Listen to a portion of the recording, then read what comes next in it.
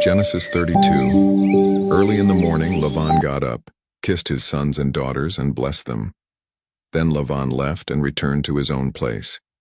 Yaakov went on his way, and the angels of God met him. When Yaakov saw them, he said, "This is God's camp," and called that place Machanayim, 2 camps. Yaakov sent messengers ahead of him to Esau his brother toward the land of Seir, the country of Edom, with these instructions. "Here is what you are to say to my lord Esau. Your servant Yaakov says, I have been living with Lavan and have stayed until now. I have cattle, donkeys and flocks and male and female servants.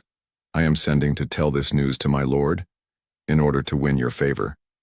The messengers returned to Yaakov, saying, "We went to your brother Esau, and he is coming to meet you. With him are 400 men. Yaakov became greatly afraid and distressed.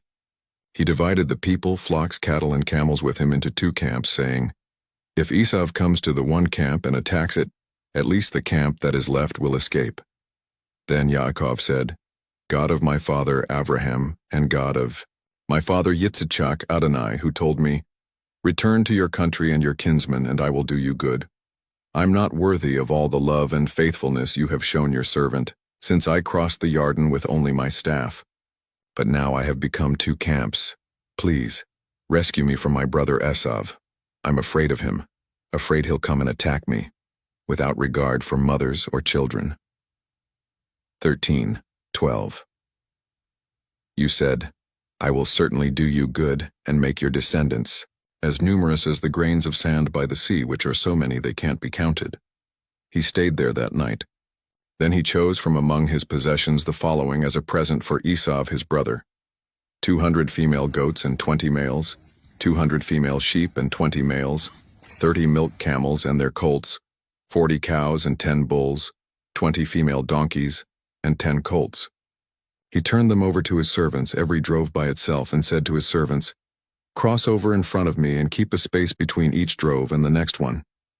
He instructed the servant in front, "When Esau my brother meets you and asks you, 'Whose servant are you? Where are you going? And whose animals are these?' Then you are to say, 'They belong to your servant Yaakov, and they are a present he has sent to my lord Esau, and Yaakov himself is just behind us.'"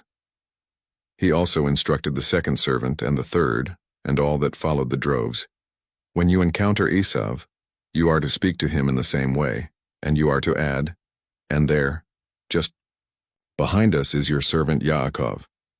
For he said, 'I will appease him first with the present that goes ahead of me. Then after that I will see him myself, and maybe he will be friendly toward me.' So the present crossed over ahead of him, and he himself stayed that night in the camp. He got up that night, took his 2 wives, his 2 slave girls, and his 11 children, and forded the Yabbok. He took them and sent them across the stream, then sent his possessions across, and Yaakov was left alone. Then some man wrestled with him until daybreak. When he saw that he did not defeat Yaakov, he struck Yaakov's hip socket, so that his hip was dislocated while wrestling with him. The man said, "Let me go, because it's daybreak." But Yaakov replied, "I won't let you go unless you bless me." The man asked, "What is your name?" And he answered, "Yaakov." Then the man said, "From now on, you will no longer be called Yaakov, but Israel, because you have shown your strength to both God and men and have prevailed." Yaakov asked him, "Please tell me your name." But he answered, "Why are you asking about my name?" And blessed him there.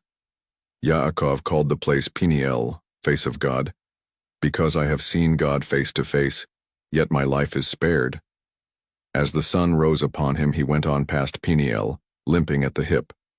This is why, to this day, the people of Israel do not eat the thigh muscle that passes along the hip socket, because the man struck Yaakov's hip at its socket.